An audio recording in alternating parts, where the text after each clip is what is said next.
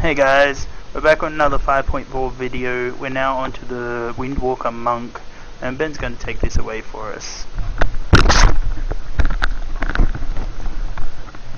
Okay, so with the Windwalker Monks, they've had a few interesting changes this patch, but not too many. Generally with the Windwalker Monks, your rotation will just be jab to generate chi. You'll then have Tiger Palm, which you want to keep up, 20-second duration. You want to keep it up constantly. You also want to use Blackout Kick and Tiger Palm whenever they get those procs from Combo Breaker that light up the button. So when you see the effect on the button, make sure you use it. It's pretty simple, just use those, don't waste your chi on them if you're going to get combo breakers. Apart from keeping up Tiger Palm, you want to keep up Rising Sun Kick. Every time it's off cooldown, you cast it. Pretty simple. Whenever you get the chance and it's off cooldown, what you want to attempt to do is use Fists of Fury. Try and aim for as many targets as possible in your Fists of Fury, as what it will do is do cleave damage. Now, in doing so, you can usually get, for example, on these training dummies, probably all four if you stand right up next to this one. So it's got quite a long range to it. It's nice for a bit of cleave, but mainly on single target, it is still one of your bigger damage moves. But depending on what stats you go with, the more haste you have, the better it does. Otherwise, crit sort of levels it out with the other abilities. So your priority is jab, Tiger Palm if it's worn off, Rising Sun Kick if it's worn off, then any of your combo breakers, then Rising Sun Kick, then Fists of Fury, and then Blackout Kick to waste all your chi, so that you can then use another jab. You want to use Chi Wave on cooldown. Pretty much same priority as Rising Sun Kick. Make sure Sun Kick's going first, however, as Sun Kick will increase the damage of all your other abilities. You also have Tiger Eye Brew here. Now that's where the biggest change came in with the current patch. With your current patch, Tiger Eye Brew now gives you 6% bonus damage per stack, and it's a static amount, whereas last patch it was 1% static, and then it scaled off your mastery. Currently, mastery now increases your chance to generate stacks of Tiger Eye, rather than increasing the damage done by stacks. As such, you get one stack per 4 chi consumed, where it used to be 3 chi.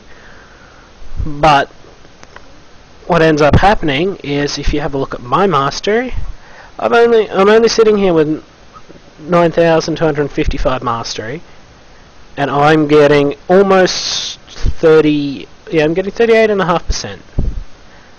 38.5% extra chance to proc a stack of Tiger Eye, and you get a static 20%. So I'm sitting at 58.5. With a raid buff of mastery, I'd probably end up close to about 70%.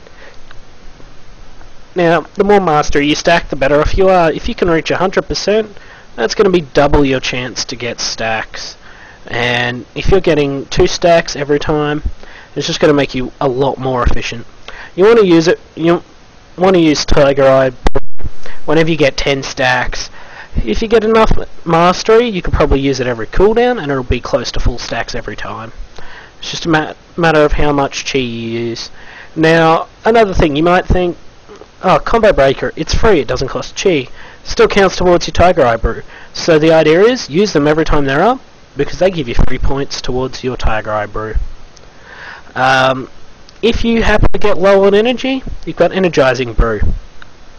Now, Energizing Brew, it's 60 energy over 6 seconds with a 1 minute cooldown. You want to use it on cooldown preferably, but problem being, if you're in the middle of channeling, say, Fists of Fury, you're going to waste half of your Energizing Brew, because your energy will passively regen almost to full by the time Fists of Fury is complete. As such, you don't use it when you're doing that. You use it when you get low and you're going to be pumping out a lot of other abilities. And what you want to do is try and make sure you've got no chi and no energy when you pop it. So then you can spam out your jab as much as possible and not waste any chi and not waste any energy that the energizing brew gives you. For other cooldowns, you have your Touch of Karma. It's more a defensive cooldown, but in a raid fight it can give you a nice little burst on the boss for an amount equal to your health. Pretty much it reflects damage from whoever. Yeah, it reflects damage that would generally be dealt to you up to a maximum of your health, and reflects it to the target of Touch of Karma. So it's a nice little defensive cooldown there. You've got your Zuen, the White Tiger. Now, Zuen, the White Tiger, he's a nice single target cooldown. He can also do a lot of AoE damage. However, for AoE, currently I haven't been able to test it in a decent situation, but I believe Rushing Jade Wind will be more efficient than the White Tiger, as with Rushing Jade Wind you're able to, as mentioned in my Mistweaver tutorial before, you're able to cast that instantly and it will stay active. Your Spinning Crane Kick, however, which it replaces, you actually have to channel. So it does the same amount of damage pretty much over any amount of time, but it has a longer duration, costs the same amount of energy, so it's more efficient on your energy. And it allows you to continue with your general rotation while casting it. As such, for an AoE fight, what you want to do, as I'm about to show you, is get your Storm, Earth and Fire right here and activate it. And you want to have it active on 3 targets. Well, sorry, you want to have it active on 2 targets and you attack a separate third target. Any abilities you cast, they will mimic. However, if you cast an ability on a target that is already targeted by one of your Storm, Earth and Fire minions, they won't actually cast their ability on it. They'll only do wide hits. So you need to attack a separate third target to make maximum effect of it. Each target that you have, each of these Storm, Earth and Fire you have active will reduce the damage you deal. It'll also reduce the damage that they deal. When you've got 1 active, you each deal 70% damage. When you've got 2 active, you each deal 55% damage. So when you've got 1 active, you're dealing 140% damage to 2 targets. When you've got 3 active, you're dealing 165% to each of the targets. So when you work it out, as an AoE ability it's quite effective.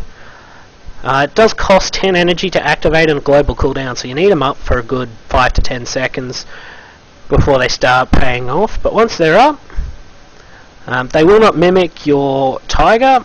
As you can see here, I've cast the Tiger, it only casts once. They won't mimic that cooldown. However, they will mimic Chi Wave, as you will see here, and it will mimic the healing and the damage effects, which is quite nice. Makes quite a nice amount of raid healing in a tough situation. And when you use, for example, Spinning Crane Kick, they will all Spinning Crane Kick. So in an AoE fight, you put 3 of them up, you Spinning Crane Kick. It may as well be you doing Spinning Crane Kick with an extra 165% damage. Makes it quite effective. Now, they'll also mimic Fists of Fury. As such, they can do a wide AoE stun if they're all facing different directions. What you want to do for an AoE rotation, get these guys active. You want to do Spinning Crane Kick to generate your chi, or use Rushing Jade Wind if you've got that one.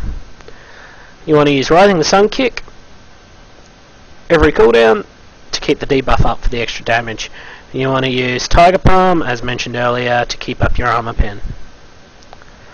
You want to use Chi Wave, obviously, for the extra AoE and healing. And you want to use your Fist of Fury whenever it's up for the extra AoE. Now, in your AoE options, if you take Rushing Jade Wind, what you can then do is, while Rushing Jade Wind is channeling, you continue with your single target rotation. And that's it. With that going, you'll do more damage, especially with these clones up. And if you time it right, what you want to do in both single target and AoE combos is, I'll just get it procced for you. Okay, so you see my Tiger Eye Brew, 10 stacks. What you want to do, make sure you've got your Rising Sun Kick already active on the target, like this. While it's active, you want to activate your Tiger Eye Brew. You then do a Rising Sun Kick. You then do Fist of Fury, and then another Rising Sun Kick. As such, you can get the 2 Rising Sun Kicks off and the Fist of Fury during the duration of your Tiger Eye Brew. That makes the most makes the most of your abilities. Yeah, makes the most efficient use of them. You've got your Blackout Kick, which you want to also try and get off because it leaves a dot on the target if used from either with the Glyph or from behind the target. If you get that off while you've got the extra damage buff, it will help you out a lot. Now, to fill in there as well, would be nice to use Chi Wave because it's quite a high damage burst ability.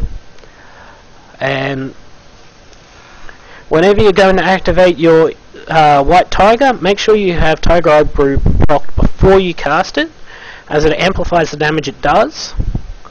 And then keep it procced for as much of the time you've got your Tiger active as possible.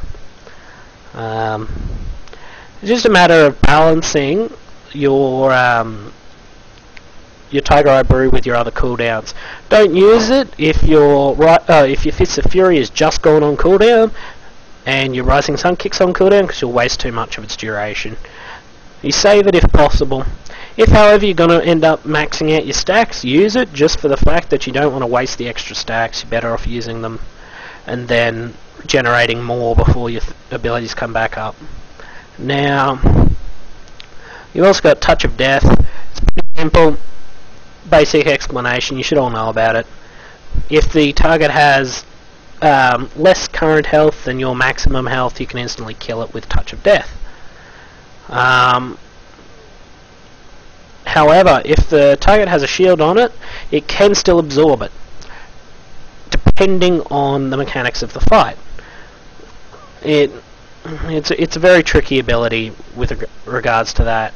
A target that becomes invulnerable at a certain percentage of health doesn't seem to die from it. It'll go down to 1 health and just sit there. So most fights it's good. There are some where it's a little iffy, but you'll figure that out. Now, for your talents, you have, as mentioned before, Celerity. It's good to keep just to move and avoid a lot of the raid mechanics. However, in a spot where you either get immobilized, slowed, or need a really fast burst of speed, Tiger's Lust can be helpful. Momentum can also be helpful if you need to travel a distance and then get a speed buff, but in general, Celerity is the best option still. Chi Wave is by far the best ability for a Windwalker Monk to do DPS. On a fight where it's high AoE, you can sometimes make Chi Burst work better, but because of its cast time and the fact you aren't hitting during that time, and how hard it is to hit multiple targets with it, it's less effective in general. Now, you have 2 other options for your level 45 talents. I've chosen Ascension due to the 15% increased energy regen. It means I can take less haste. It also gives me the extra 1 maximum chi, so I don't have to worry about capping out too early. With the extra energy regen, because I don't have to take so much haste, I can then stack more crit and mastery, allowing for me to get more procs on my Tiger Eye Brew and such. Power Strikes is nice if you are confident at managing your chi. However, because it's unreliable in the way that it is up every 20 seconds, but you cannot control when you get your burst from it, it can sometimes be a little lacking, whereas the extra energy regen just allows a smoother and more effective burst phase if needed. Chi Brew is probably the most effective option for generating Tiger Eye Brew, as well as Chi if you want to do a burst, as whenever you use Chi Brew you get 2 stacks of Tiger Eye and you get 2 Chi. It's 45-second cooldown, has charges so you can use it and then use it straight away again if you really wish to. But all in all, Ascension tends to be the most versatile option to go with. Chi Brew is probably your next best option. Out of your level 60 talents, again, it's a matter of choice on the fight. Ring of Peace, better against caster ads. It can be good against some melee ads if they have weapons you can disarm, but most raid ads you can't disarm at all. So you're better off going with Leg Sweep for the stun. If, however, the ads are going to be at range, you can take Charging Oxwave, but being a melee, you're better off taking the AoE stun for in melee range. Now, here you have a few other options. Healing elixirs can be quite effective. If you're going to have a high enough mastery to keep Tiger Eye up constantly, you can make quite a lot of healing effect out of healing elixirs. However, you're better off taking a damage resistance cooldown so that you don't get one shot by certain boss mechanics and such. It allows you for, you know, a few mistakes without having to worry too much about dying. Whereas healing elixirs is only good if you're still alive. Dampen Harm, as mentioned earlier, good against physical damage and multiple hits, whereas Diffuse Magic's good against a short duration burst of magic damage. Now, your level 90 talents, you have Chi Torpedo, heals allies, damages enemies in an area. Can be quite effective at AoE, but only if it's spread out over time. So if you have like 10-second bursts of AoE every 45 seconds or so, you can make a good use of Chi Torpedo. If you were to take that, you have to take Celerity, otherwise you're wasting extra charges. For most single target fights, you'll want the White Tiger. For AoE fights, it's usually a choice between the White Tiger and Rushing Jadewind. Rushing Jadewind's good for your more sustained AoE fights, and the Tiger is for your burst AoE fights. Mainly because the Tiger has its cleave on it as well as its single target burst.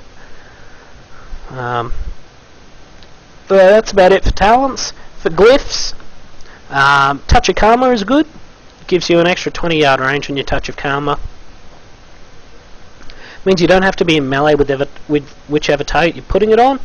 As such, it can give you a little protection from ranged bosses and ads. Glyph Zen Meditation's good. Allows you to cast Zen Meditation while moving. So while also keeping your defensive cooldown up, you can move out of stupid shit. You don't have to sit there and wait for it to wear out. Transcendence is nice for the extra cooldown reduction, but as I mentioned before, it's been nerfed. You don't have the extra distance on your jump. As such, you don't have as much versatility as where you can go and all that sort of shit. Fist of Fury is a nice little one to take if you're going to end up with aggro on ads during an AoE phase. Fist of Fury, while active, gives you 100% parry chance. So, you know, if you need to burst down a whole heap of ads, you don't have to necessarily worry about having a tank there as long as you have that glyph for Fist of Fury. Fortifying Brew, nice defensive cooldown, not really worth it though. Fortuitous Spheres, when you reach 25% health, you'll you'll automatically summon a healing sphere at no cost near you. This effect only lasts, can only occur every 30 seconds. As a DPS monk, it doesn't heal for as much as a tank or a healer, but it can still be a nice little backup for if you're going to take AoE damage constantly. It can help you catch your breath and let the healers get to you. You've got Nimble Brew, always good if you're going to take some CC. Heals you for 10% of your maximum health whenever Nimble Brew removes a damage CC effect on you. You got Glyph of Paralysis. It can be nice if your allies are a bit careless with their dots, as it removes all damage over time effects from the target. Really, you shouldn't need it, but it's there if you do.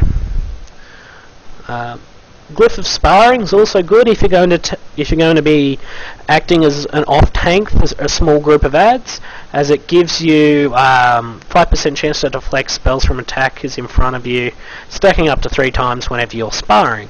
Now, sparring is one of your defensive passives. I'll go into that later and explain it, but it gives you increased parry chance while sparring as well. Spinning Crane Kick's good if you need to be mobile and doing AoE. Removes the movement speed debuff from your Spinning Crane Kick, allowing you to move at full speed while doing your AoE. In general, you won't need it as a DPS, but it can come in handy, and when you do need it, it's a godsend. Your targeted expulsion can be useful, not really worth it. As a Windwalker Monk, you shouldn't really be using Expel Harm very much at all, except to heal yourself in an emergency. Could be useful, I guess, if you wanted to help out healing a tank in a tough situation, but really, that's the healer's job. You shouldn't have to worry about it. Touch of Death no longer has a chi cost, but the cooldown is increased by 2 minutes. Nice if you just want to hit the boss and don't want to worry about having to keep your chi available. To be honest though, if the boss is at that much health, bloody just hit the thing with one of your abilities and you should one-shot it anyway. And as far as I'm aware, that's all the ones that are worth looking into for a Windwalker. Oh, you have Rapid Rolling as well. Rapid Rolling, for 5 seconds after using Roll or Chi Torpedo, your next Roll or Chi Torpedo will go 30% farther. It's great for when you've got to cover great distances in a raid or a battleground, but that's about it. Now, for minor glyphs, there are actually a few minor glyphs that give you DPS increases and such in Windwalker. You want Blackout Kick. Glyph of Blackout Kick makes your Blackout Kick always deal 20% additional damage over 4 seconds, regardless of your positioning, but you are unable to trigger the healing effect. Now you want that one for most raid fights. There are some, as I mentioned, where you might be tanking adds and such, where your Blackout Kick, you want the healing effect from it, but in general you want the 20% extra damage on the boss, rather than the 20% damage heal to you. Flying Serpent Kick. It automatically ends when you fly into an enemy, triggering the area effect damage and snare. Means you don't have to worry about reactivating it yourself, but it gives you a little less control over where you're going if you want to fly past an enemy rather than into them. So it's a matter of picking that glyph when you need it. As mentioned on the other one, there's Spirit Roll, Water Roll, and Zen Flight, allowing you to use your roll while dead on water, or allow you to fly in a similar thing to bird form. You have these other ones, but they're all just cosmetic effects. Changing the colour of Rising Sun Kick to a white colour, changing your lightning to a white colour, that sort of thing. Nothing really important. Now for your stats, as a DPS monk, you mostly want stack Agi every chance you get on everything.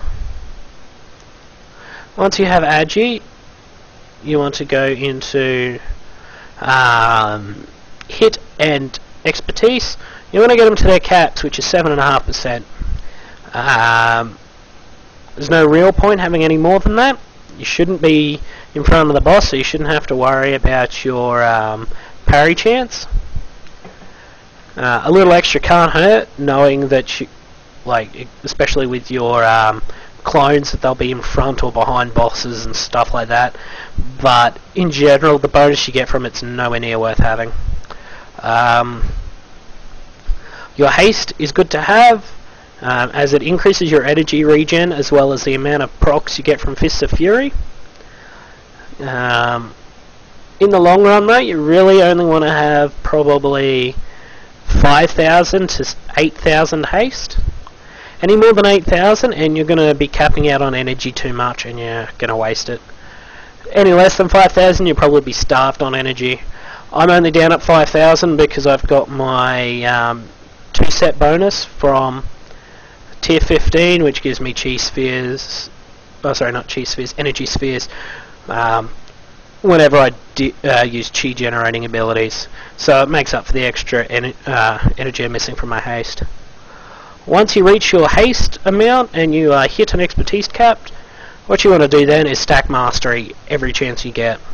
Mastery so that you get more points on your Tiger Eye Brew. If you can reach 100%, you'll be set. To get there though, you'll probably need a full set of tier 16 gear, and you'll need to gem, enchant and whatnot purely into mastery. You also have crit as a viable option, but because you get so much crit from your buffs, from your agi and whatnot, you really want crit to be your last option, as you get quite a more effective buff from your Tiger Eye Brew being up constantly. If you find you reach a point where your Tiger Eye Brew is up too much and you're actually getting too many stacks to get rid of, at that point you could probably afford to go into crit. But as I said, that's probably not going to happen till you're close to 100% on your mastery and isn't worth worrying about. There's nothing else really to talk about when it comes to your DPS. Obviously there's the meta gem, there's no special effects about that one, unlike the healing one. It's just a bit of extra damage. The legendary cloak you'll get, it's interesting, but it's just extra cleave. Don't worry about that too much. You mostly want trinkets that proc for agi rather than anything else, as mastery procs are inefficient because you can't make enough use of them. Crit procs, nice, but still, you've got enough crit. The extra bit that you'll get won't make up for the extra agi you could use. Haste, again, also a waste because it makes your energy regen quite unreliable. You want the ones that give you a static stat as well as an agi proc. They're your best options. Weapons, you want to go with either a two-hander weapon or dual-wield one-hands. Dual wielding tends to be a better option. However, I don't have a high level set of dual wielding weapons, so I'm going with the two-hander option.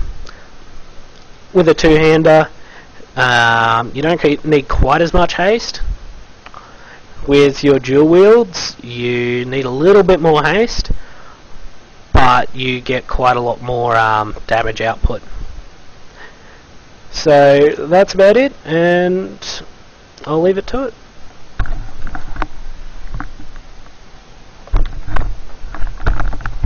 Okay, thanks Ben for that, and we'll see you all later.